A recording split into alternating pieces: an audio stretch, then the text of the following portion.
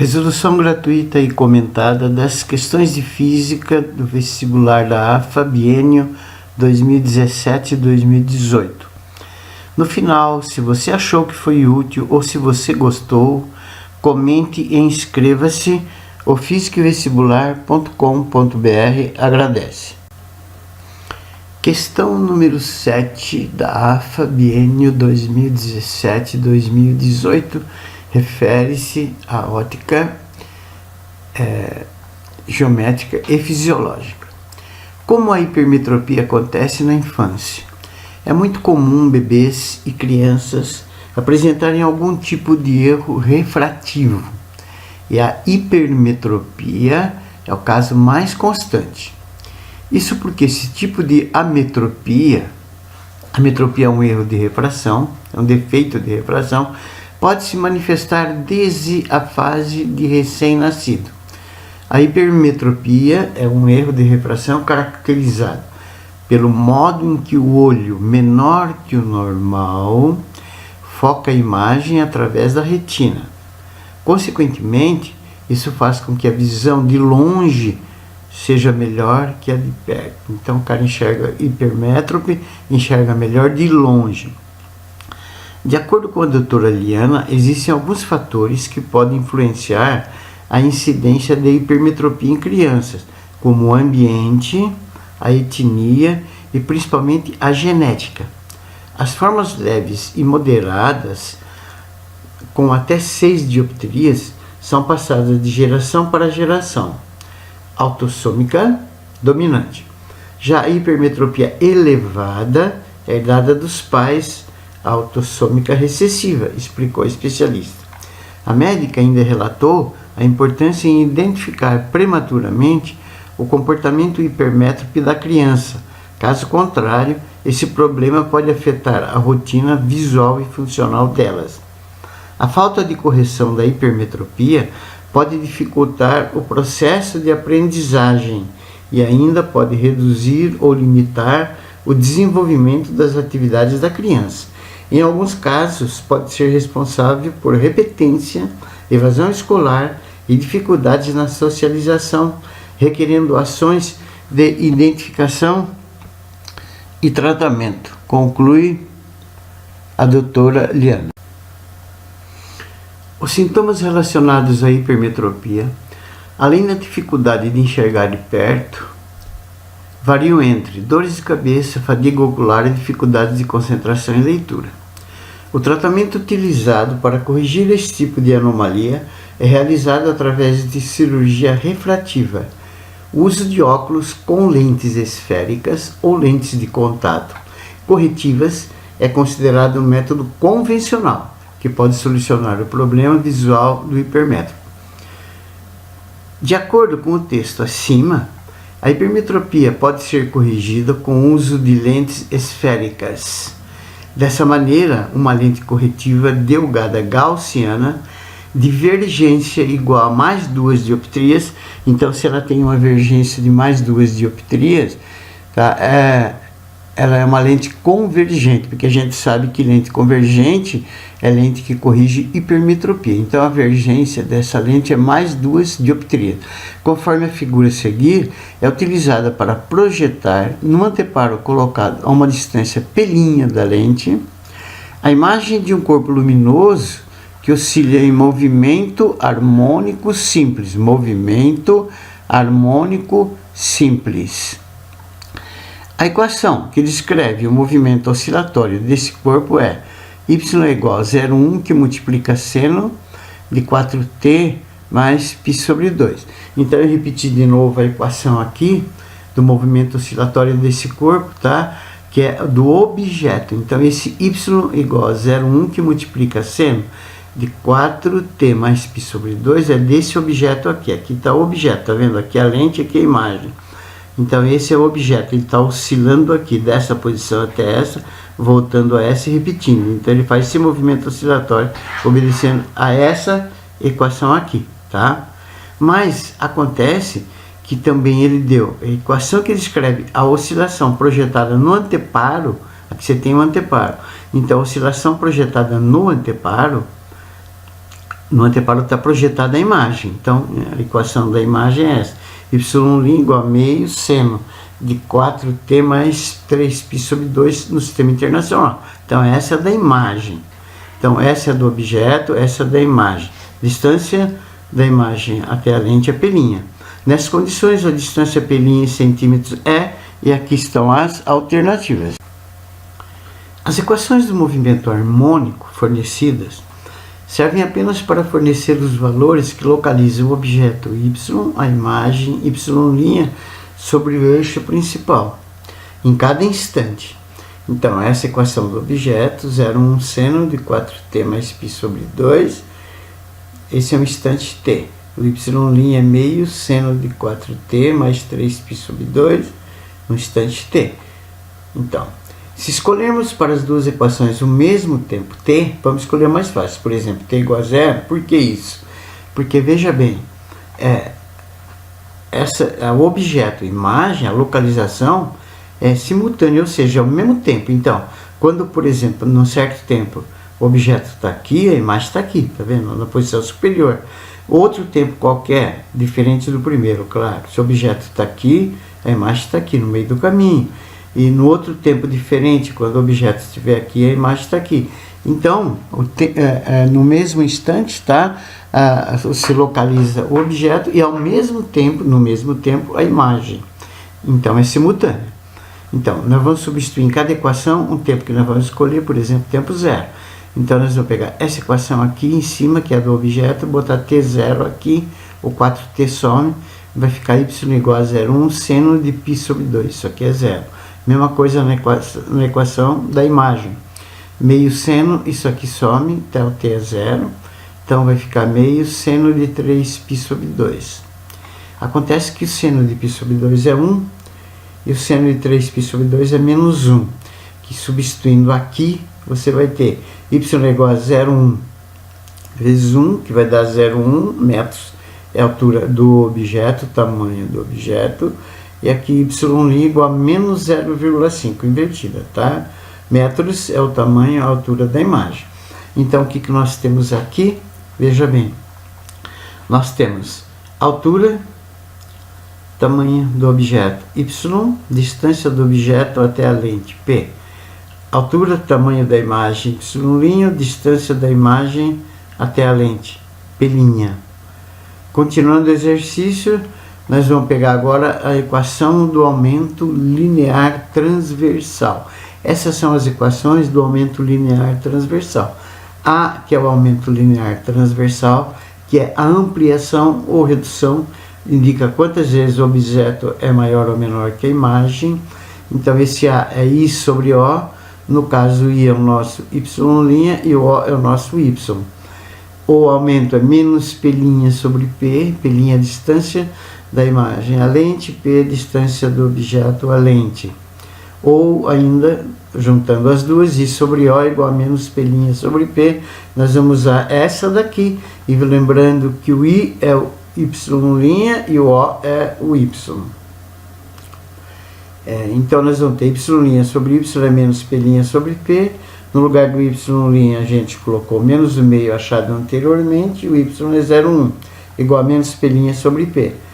Menos meio sobre 0,1 é menos P' sobre P, multiplica por menos 1, fica tudo positivo. O P vai ser 0,1 P' sobre meio, portanto, o P vai ser P' sobre 5. Muito bem. Sabendo disso, nós podemos substituir o P' sobre 5 na equação de Gauss, fornecida abaixo. Essa equação de Gauss. 1 sobre F é igual a 1 sobre P mais 1 sobre P', sendo que o F é a distância focal da lente. P é a distância do objeto à lente, P' é a distância da imagem à lente. Então, pegando essa equação, 1 sobre F, 1 sobre P mais 1 sobre P', vai ficar 1 sobre F igual a 1 sobre, no lugar do P eu coloquei P' sobre 5, mais 1 sobre P'. 1 sobre F, o 5 sobe multiplicando, vai ser 5 sobre P', mais 1 sobre P'. 1 sobre F vai ser 6 sobre P', portanto, o F, que é a distância focal da lente, vai ser P' sobre 6, isolando o P', ele vai ser 6F, P' é 6F. Mas acontece que para a gente descobrir o F, o foco, a distância focal da lente, Nós vamos lá no enunciado da vergência, que o enunciado falou que a vergência é positiva e vale mais 2D. É positiva porque é uma lente convergente. Então, o que nós vamos fazer? Pegar a equação da vergência. A equação da vergência é C. C é a vergência, é 1 sobre F, onde esse F é a distância focal da lente, mas cuidado, ela tem que estar em metros pela definição da vergência, em metros. Então, substituindo aqui, no C igual a 1 sobre F, tiro o C e põe 2, 1 sobre F. F vai ser 1 sobre 2, o F vai ser meio metro. Então, essa é a distância focal da nossa lente convergente, que vai corrigir essa hipermetropia. Então, substituindo F igual a meio em pelinha, que ele está pedindo, né? Pelinha, está aqui, ó, 6F, tá? F sobre meio em pelinha igual a 6F, a gente vai descobrir que pelinha vai ser 6 vezes meio. Então, pelinha vai dar 3, acontece que ela está em metros, porque a distância focal está em metros, tá? Então, pelinha vai ser 3 metros, mais 3 metros, equivale a 300 centímetros, que é a distância da imagem até a lente pedida, e a alternativa correta é a alternativa C. Oitava questão. Uma fonte sonora A em repouso. Essa é a fonte sonora A, guarde bem, ela está parada, está em repouso. Ela emite um sinal sonoro de frequência 100 Hz. Então, ela está emitindo um som, um sinal sonoro, e a frequência desse sinal sonoro é de 100 Hz. Um sensor S desloca-se com velocidade constante, que eu chamo de Vs, em relação à Terra, sobre um plano perfeitamente reto, em direção à fonte sonora, conforme mostra a figura 1. Então, aqui está o sensor correndo para a esquerda, com uma velocidade de 80 metros por segundo em relação à Terra. E a trajetória é reta. O sensor registra a frequência aparente, tá? Então, o sensor vai receber a frequência aparente emitida por essa fonte que está em repouso aqui. Então, ele registra a frequência aparente devido à sua movimentação. Estão se aproximando, tá vendo? Em relação à fonte sonora. Então, essa é a fonte, esses sensores estão se aproximando. Então, eles vão receber uma frequência aparente. E a reenvia para um laboratório, onde um sistema de caixas sonoras, então vai tudo para um laboratório, essa frequência recebida, tá? Pelo sensor, vai até um laboratório, onde um sistema de caixas sonoras ligadas umas às outras, acopladas a 3 tubos sonoros. Então essas caixas estão acopladas a 3 tubos sonoros de comprimentos L1, L2 e L3, vai reproduzir essa frequência, recebe essa frequência e reproduz, fazendo com que as colunas de ar desses tubos vibrem, são tubos sonoros, tá? Então o ar lá dentro vibra, produzindo harmônicos que estão apresentados na figura 2. Aqui está a figura 2. Então o sensor está aqui, ele vai enviar essa frequência aparente que ele recebe para o laboratório e vai jogar essa frequência aparente através do som com a velocidade 320 para cada uma dessas caixas sonoras, que vão vibrar de maneiras diferentes, porque elas têm comprimento do tubo diferente. Considere que o sensor se movimenta em um local onde a velocidade do som é constante, é igual a 320 metros por segundo. Então a velocidade do som, em qualquer ponto, tá, no laboratório, lá onde está o sensor, vai ser sempre 320 metros por segundo. Pareceu a velocidade do som, 320 metros por segundo. E que os tubos sonoros possuem diâmetros muito menores do que seus respectivos comprimentos, ou seja, eles são bem finos, e que a velocidade do som no interior desse tubo também seja de 320 metros por segundo. Considere também que a fonte e o ar estejam em repouso em relação à Terra. Nessas condições, é correto afirmar que os comprimentos L1, L2, L3 dos tubos, respectivamente, em metros, são, e aqui estão as alternativas. Esse exercício ele está relacionando efeito Doppler, que é a variação da distância entre observador e fonte, frequência aparente, e ondas harmônicas, no caso, tubos sonoros. Vamos começar então pelo efeito Doppler. Efeito Doppler acontece quando a distância entre a fonte que está emitindo o som e o sensor ou observador que está recebendo o som está variando. Sempre que está variando, o sensor ou observador que vai receber o som, ele vai receber uma frequência aparente e não a real emitida pela fonte. A fórmula do efeito Doppler é essa daqui, tá? F é a frequência aparente, é a frequência que o observador recebe, emitida pela fonte, no caso, o sensor, tá? Então, esse FA aqui é a frequência aparente que o sensor vai captar, vai receber. Esse F é a frequência real emitida pela fonte. V e V é a velocidade do som. Aqui se tem sinal de mais ou menos, vai depender, estão se aproximando ou se afastando. E VO é a velocidade do observador, no nosso caso é o sensor.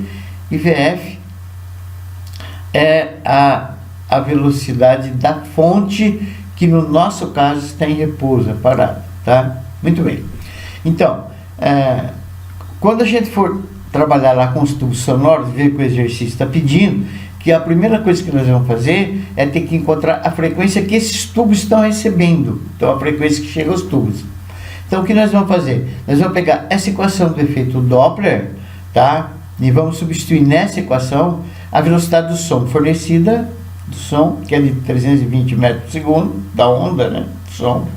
A velocidade do observador, que é o sensor, que é de 80 metros por segundo, estão se aproximando.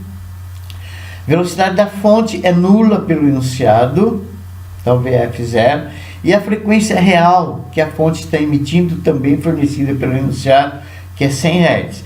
Então, a frequência aparente percebida pelo sensor e que posteriormente vai ser enviada ao laboratório vai valer 100 no lugar do F. Velocidade do som 320, mais eu peguei o sinal de mais porque eles estão se aproximando, fonte e observador estão se aproximando, então 320 velocidade do som mais a velocidade do observador 80 sobre a velocidade do som, de novo 320, e a velocidade da fonte, que é zero, então isso aqui some.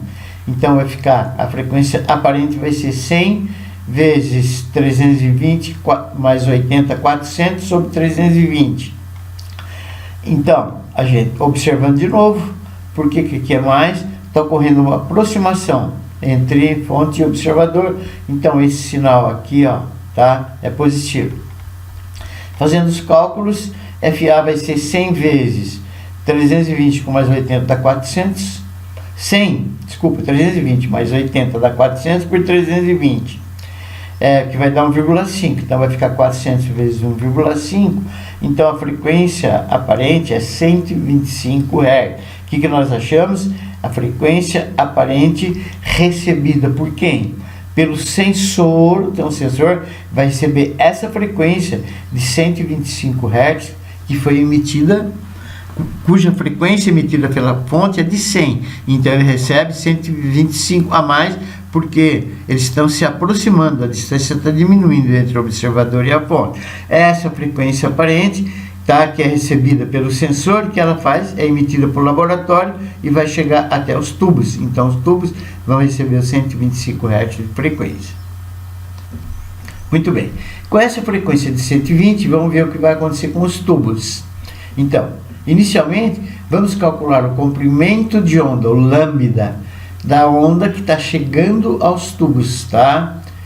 Com frequência de 125 Hz, que é aquela do sensor, já vimos, e se propagando com a velocidade de 320 metros por segundo, que é a velocidade do som da onda.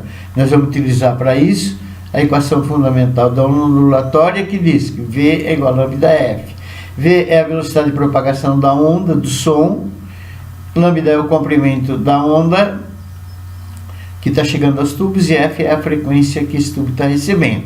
Isolando o comprimento de onda, a gente vai ter o F passa dividindo, lambda vai ser V sobre F, o V é 320, e essa frequência aparente que ele está recebendo, tá, vai ser, que é de 125. Então o comprimento de onda vai ser 320 sobre 125, que vai dar 64 sobre 25 metros. Eu não dividi porque o enunciado deixa em fração em forma simplificada. Quem é isso aqui? É o comprimento de onda das ondas que estão chegando até onde? Até os tubos sonoros que estão no laboratório. Guarda bem esse comprimento de onda, 60 sobre 25. Então, cada uma das ondas que estão chegando lá, chegam com esse comprimento de onda. Muito bem, agora veja. Aqui nós temos as expressões matemáticas dos diversos harmônicos fornecidos por tubo fechado numa extremidade, que é o caso do nosso exercício. Lambda n é 4L sobre N, onde L é o comprimento do tubo, tá? N é o número de harmônico, e Fn, que é a frequência de cada harmônico, é NV sobre 4L. O N é genérico, tá? Ele é 1, 2, 3, 1 é o primeiro harmônico, segundo 3 é o terceiro harmônico, 5 é o quinto harmônico. Por que isso? Porque tubos fechados, eles emitem só harmônicos ímpares. Qualquer dúvida que você tiver nessa fórmula, se você não domina, vai até fisicovestibular.com.br, ondulatória, tubos sonoros, que você acha a demonstração, a explicação disso aqui. Muito bem. Sendo lambda n o comprimento de onda dos n harmônicos, L o comprimento de cada tubo, N o número de harmônicos, Fn a frequência dos N harmônicos de cada um deles, e V a velocidade de propagação da onda do som. Então nessa equação aqui, Fn é igual a NV sobre 4L, nós vamos isolar o comprimento dos tubos, tá? O 4L vai multiplicando, então vai ficar do lado esquerdo o Fn vezes 4L. O L fica aqui e o 4Fn passa dividindo. Então o que você tem aqui? O comprimento de cada tubo, tá? O comprimento do tubo L, que é N vezes V sobre 4 vezes Fn. Então, da equação da ondulatória, tá? V igual a lambda F, nós vamos fazer o quê? Nós vamos isolar o comprimento de onda, lambda, vai ficar V sobre o Fn, ou F, tá? Que substituído aqui nessa fórmula do comprimento do tubo, vai ficar NV sobre 4Fn. Mas lembre-se que V sobre Fn é o lambda. Então eu vim aqui e tirei, ó, V sobre Fn e coloquei lambda. Essa é a fórmula que nós vamos trabalhar, tá? L é o comprimento de cada tubo, N é o número dos harmônicos, lambda é constante, é o comprimento de cada onda, que é o mesmo, dividido por 4. Essa expressão aqui é a expressão que nós vamos utilizar. Então, como se trata de tubos fechados, já vimos, eles só possuem harmônicos ímpares, com N igual a 1, 3 e 5.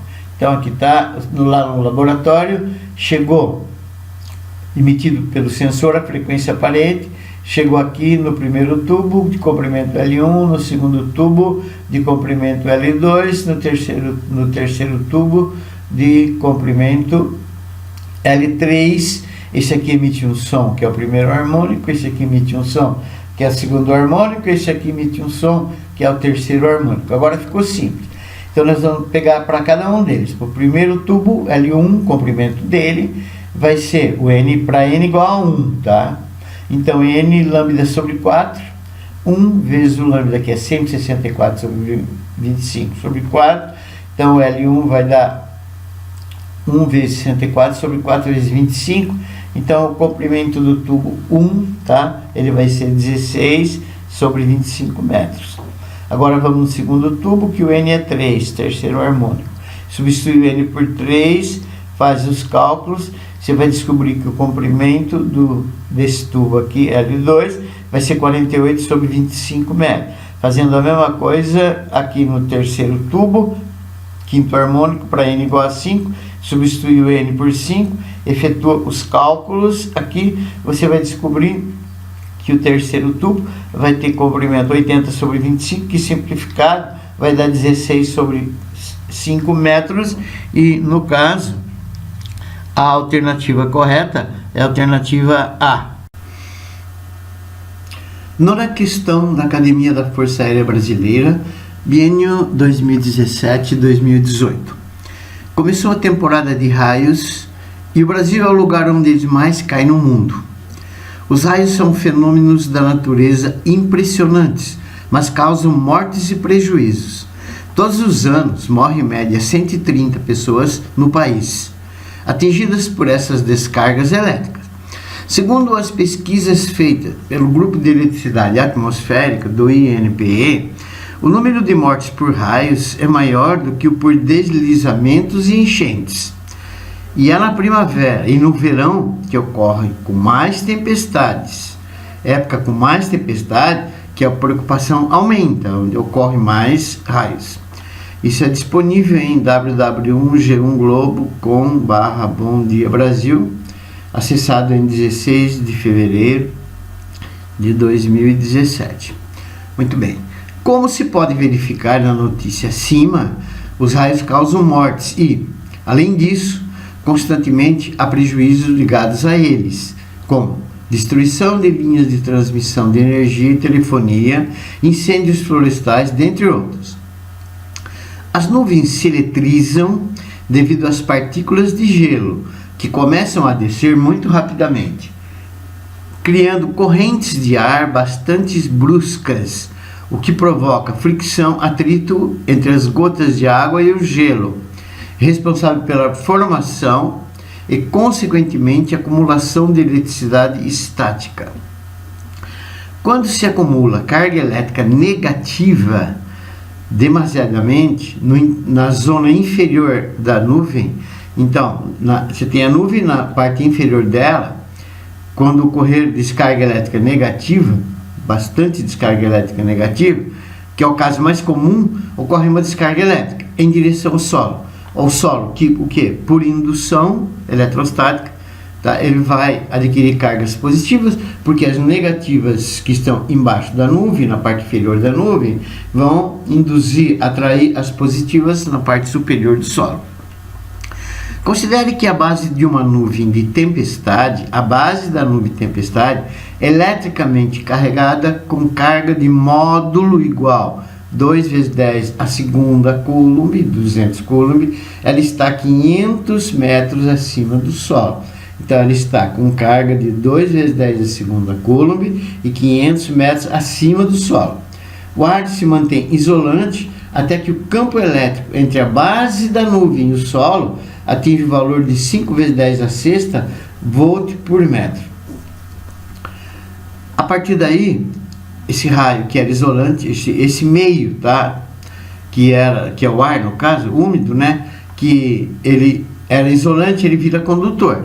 Então, a partir de 5 vezes 10 a sexta volt por metro, começa a ocorrer a descarga elétrica. Nesse instante, a nuvem se descarrega por meio de um raio que dura 0,1 segundos. Vê como é rápido. Considerando que o campo elétrico na região onde ocorreu o raio seja uniforme, veja bem, então ele está considerando o campo elétrico nessa região uniforme. O raio está numa região onde o campo elétrico é uniforme. Ele quer saber a energia liberada nesse raio em joules, é de quanto, e aqui estão as alternativas. Essa descarga entre as nuvens eletrizadas com carga negativa e o solo eletrizado com carga positiva, a gente já viu anteriormente, por indução. Então, através do ar, que é um dielétrico, elas fluem através do ar, que é um dielétrico, é um isolante. Mas, devido à elevada tensão, voltagem de DPU entre as nuvens e o solo, e de fato dele ficar úmido normalmente, acontece quando tem chuva ou ameaça de ter chuva, ele se transforma em condutor, tá? Então o ar vira condutor e o que acontece? A descarga elétrica. Então esse fenômeno tem o mesmo comportamento elétrico do que o de um capacitor de capacidade. C é igual a Q sobre U. C é a capacidade do capacitor, que é a carga armazenada nas placas, ou seja, entre a nuvem e o solo, e o DDP, a tensão, voltagem. Supondo essa capacidade constante, o gráfico da tensão da DDPU em função da carga está representado abaixo. Então você tem aqui, tá, o U nesse eixo vertical, U no horizontal, a carga entre as nuvens ou que vai escoar para o chão. E esse é o gráfico. É uma reta inclinada partindo do zero. Acontece que é possível demonstrar, por meio de processos cálculos superiores, que qualquer que seja o sinal da carga, positiva ou negativa, a energia potencial elétrica armazenada e posteriormente liberada na descarga elétrica é numericamente igual à área sobre a reta. E a área sobre essa reta aqui, essa área churada aqui. É um triângulo fornecido por base, que é o Q, vezes a altura, tá vendo? Aqui é o U, essa é a altura, esse é o U, sobre 2, que é a área do triângulo, base vezes a altura sobre 2. Então, nessas condições, a energia potencial elétrica armazenada no capacitor, que tem o mesmo comportamento que nesse caso aí, as nuvens do solo, tá? Armazenada e posteriormente liberada vai ser essa energia potencial elétrica aqui, Q vezes U sobre 2. Onde EP é a energia potencial elétrica armazenada entre as nuvens e o solo e posteriormente liberada. Q é a carga elétrica que vai ser transportada da nuvem para o solo, no caso negativa, né? E quem se move são só os elétrons. E U é a diferença de potencial, a tensão, a voltagem entre as nuvens e o solo. Acontece que falta a diferença de potencial U pelos dados do exercício. Então, o que nós vamos fazer? Nós vamos encontrar onde? Através de um campo elétrico, da definição de um campo elétrico uniforme. Então, num campo elétrico uniforme, eu passei para vocês aqui as fórmulas, tá? Que relacionam trabalho, diferença de potencial, carga num campo elétrico uniforme. No nosso caso, a carga eu chamei de minúscula, mas tanto faz minúscula, maiúscula, é a carga que vai se mover no interior do campo elétrico uniforme, que o enunciado falou que o campo elétrico é uniforme. Então, no campo elétrico uniforme, uma carga que vai se deslocar de R, no nosso caso seria a nuvem, até S, que no nosso caso seria o chão, tá? Percorrendo uma certa distância D. Então, o trabalho vai ser Q, que multiplica VR menos VS, ou Q, URS, o de RS é VR menos VS, e a mais importante que nós vamos usar do exercício, U é igual a E vezes D, onde E é intensidade do campo elétrico e D é a distância entre a nuvem e o solo, e U é a diferença de potencial, a tensão, a voltagem entre elas.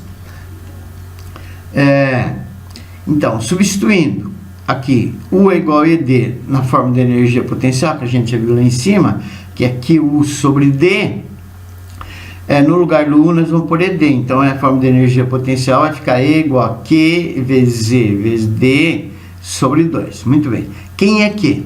Q é a carga elétrica transportada da nuvem para o solo fornecida, que vale 2 vezes 10 a segunda coulomb. E é a intensidade do campo elétrico entre a nuvem e o solo, no nosso caso uniforme, pelo enunciado, tá? Então, a intensidade do campo elétrico entre a base da nuvem e o solo também foi fornecido. Ele vale 5 vezes 10 a sexta volt por metro ou newton por coulomb.